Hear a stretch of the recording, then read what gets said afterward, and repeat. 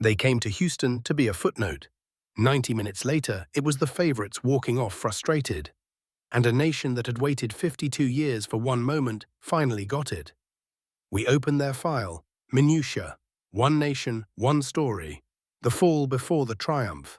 Listen closely, because everyone in that stadium expected the same thing. Portugal, Cristiano Ronaldo, a golden generation, one of the favorites to win this entire World Cup, against the Democratic Republic of the Congo.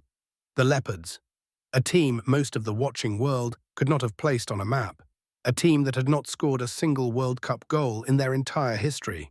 52 years, 2 appearances, not 1 goal.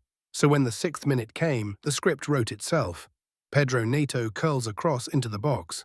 João Neves climbs above everyone and heads it past Lionel Messi. 1-0 Portugal. The stadium exhales. Of course, this is how it was always going to go. 6 minutes, that is all the favorites needed, and here is where most stories end. The big nation leads, the underdog folds. The cameras drift to Ronaldo, the oldest outfield player ever to start a World Cup match. His 23rd appearance on this stage, level with the great Paolo Maldini, the legend and the Lambs. But the Leopards did not read the script, because something was different about this Congo side. Watch them after they concede. No panic, no retreat. A French coach named Sébastien Desabre had told them one thing before kickoff: play without fear. And they believed him. Minute by minute, the favorites stopped looking comfortable. The Congolese pressed higher. They won second balls. They started to believe that the giants in red could bleed, and then, right before half-time, the moment 52 years in the making, Arthur Masuaku floats a ball into the Portuguese box. And rising to meet it is Yoane Wissa. He powers his header home. 1-1. Read that again. The Democratic Republic of the Congo had just scored their first goal in World Cup history. 52 years after their debut in 1974, the wait was over, and it came against Cristiano Ronaldo's Portugal on the biggest stage the sport can offer. The bench empties. Grown men in blue weep.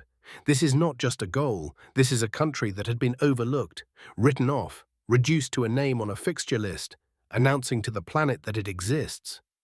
But here's what should worry the favorites. That goal was not luck. Watch the second half. Portugal had the ball. Portugal had the possession, the names, the pedigree. João Cancelo even thought he had won it. A spectacular overhead kick that ripples the net. But the flag is up. Offside, ruled out, and the more Portugal pushed, the more the Congo backline stood firm. Tackle after tackle, header after header, a goalkeeper growing in confidence.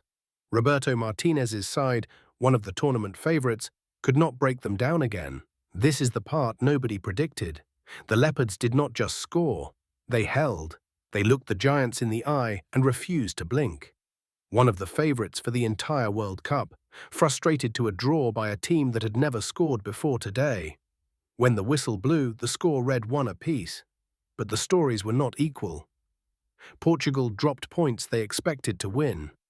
Congo earned the first World Cup point in their history and walked off knowing the rest of the group now has to take them seriously. Their coach, in the moment of triumph, asked his players to stay humble, to keep their feet on the ground, because he understands something the highlight reels miss.